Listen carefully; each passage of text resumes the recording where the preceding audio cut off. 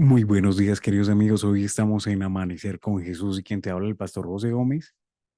Y hoy tenemos el hermoso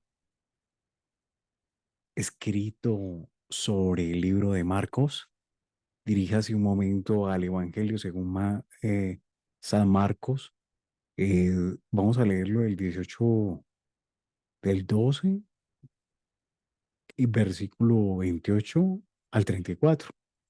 Y dice, acercándose uno de los escribas que los había oído disputar, y si les había respondido bien, le preguntó, ¿cuál es el primer mandamiento de todos?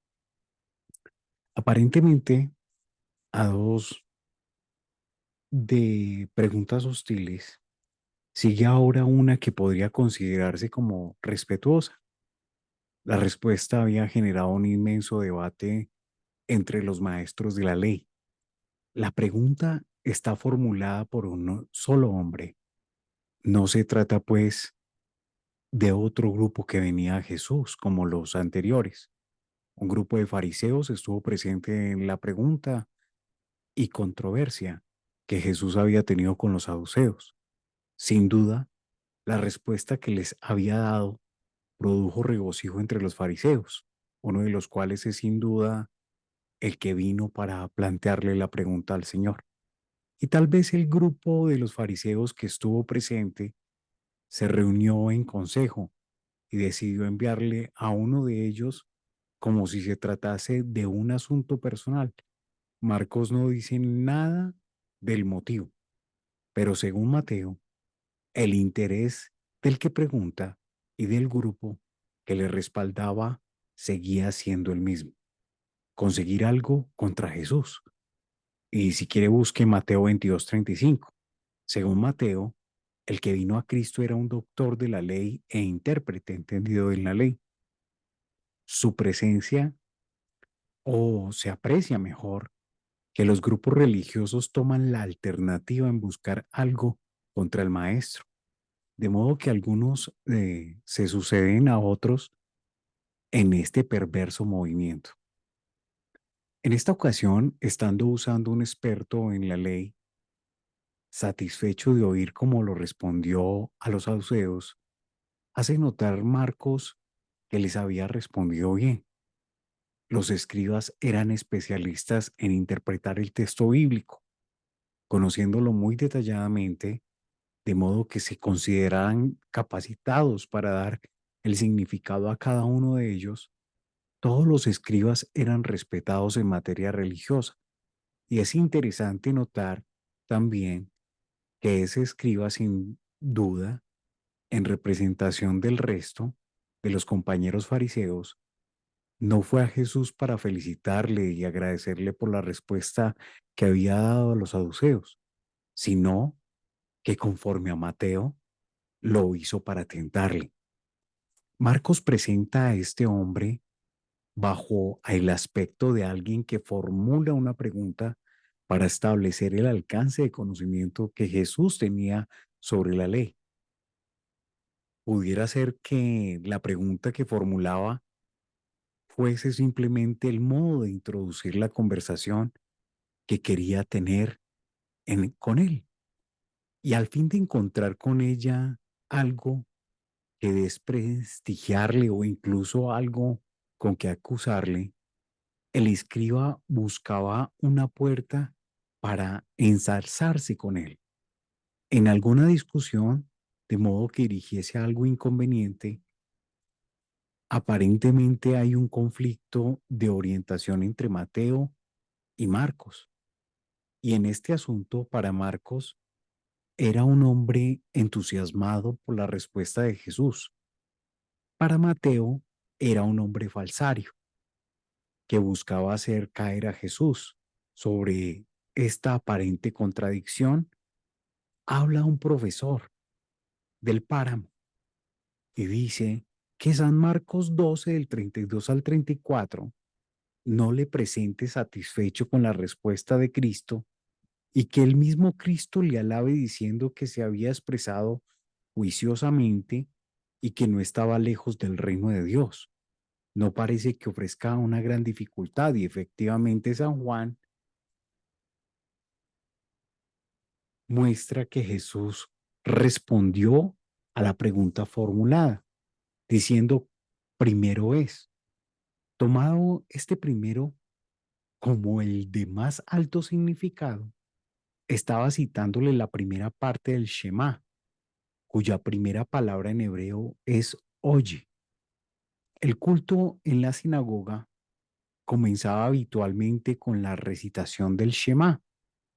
En las casas de los judíos piadosos se colocaba y aún se coloca hoy en un estuche de metal o madera, puesto que sobre la parte superior del dintel de la puerta, la entrada a la casa, una copia de este mandamiento que contiene el Shema en su forma más extensa, conforme a las reglas prescritas. El mandamiento comienza con oye, que Marcos traslada mediante el uso del imperativo del verbo que equivale a atender, a oír, a escuchar atentamente. Y seguidamente están las palabras básicas sobre la doctrina de la unidad de Dios. La base del monoteísmo está sentada en la verdad de que el ser divino es uno.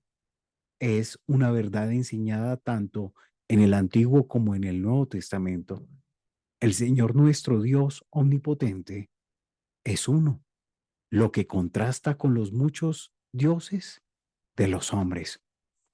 En el versículo 30 dice así, y amarás al Señor, tu Dios, con todo tu corazón y con toda tu alma y con toda tu mente y con todas tus fuerzas. Y este es el principal mandamiento. Jesús responde a la pregunta haciendo mención en el primer lugar al amor que se debe a Dios. No es el pensamiento de Jesús que podría ser cuidadoso por sus enemigos, sino lo que la palabra establece como mandamiento. El Señor usa en esta ocasión otro texto del Pentateuco, Deuteronomio 6:4. Y este mandamiento era un texto familiar en la sociedad de Israel, tanto así que solía escribirse en una pequeña tira de pergamino que se colocaba en algún lugar de la casa y en un estuche que se llevaba atado al brazo. Era sin duda la profesión de fe del israelita. El hombre fue creado con la capacidad de amar y el amor es la meta definitiva de su vida, conforme al pensamiento del Creador. Además, aquellos que estaban empeñados en el cumplimiento estricto de la ley debían saber que el amor es el cumplimiento pleno de ella. Romanos 13, del 8 al 10. Ya que quien ama no incumple ningún precepto establecido por Dios, ni ofende al prójimo, sea en provecho propio o de cualquier otro modo, a Dios le ama al reconocerle lo que es y lo que hace. Y ese amor a Dios es la expresión visible de una correcta relación con Él. Es necesario apreciar la precisión del texto.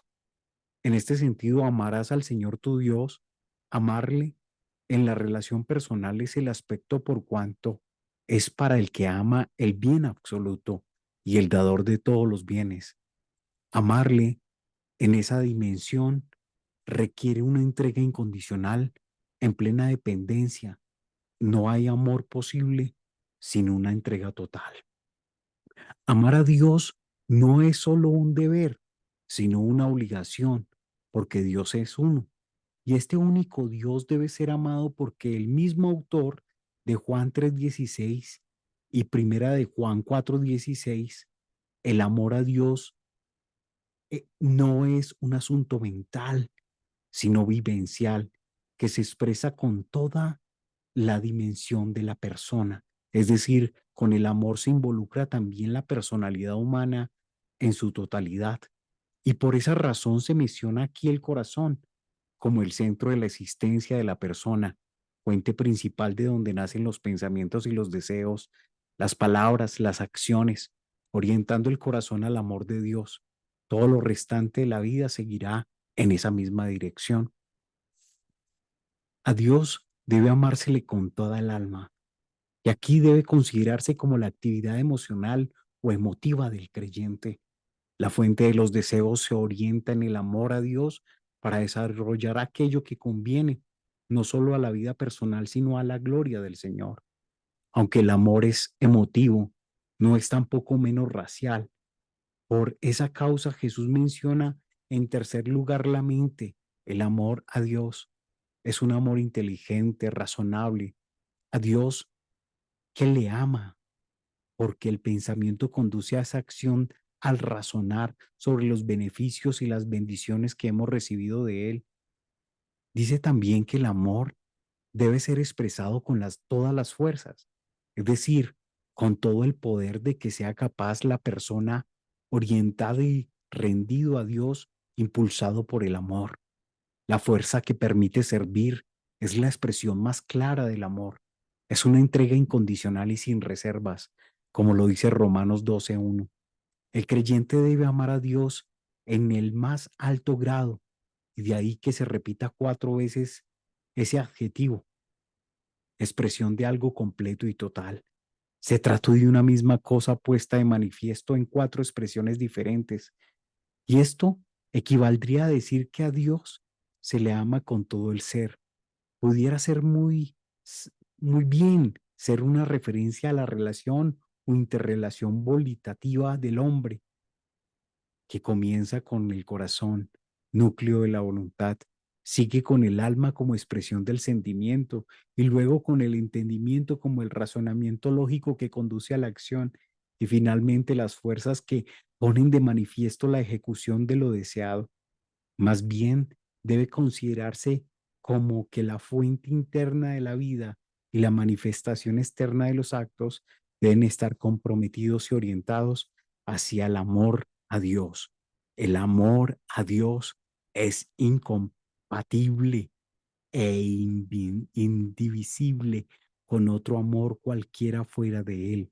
De modo que no se puede amar a dos señores al mismo tiempo, como lo dice Mateo 6:24. Amar del modo que enseñan las palabras de Jesús es la única respuesta al amor que entregó todo. Por tanto, no puede ser menos que la entrega total, segunda de Corintios 5:14. Recuerda que esto es Gospel Night, el Evangelio de la noche. Bendiciones.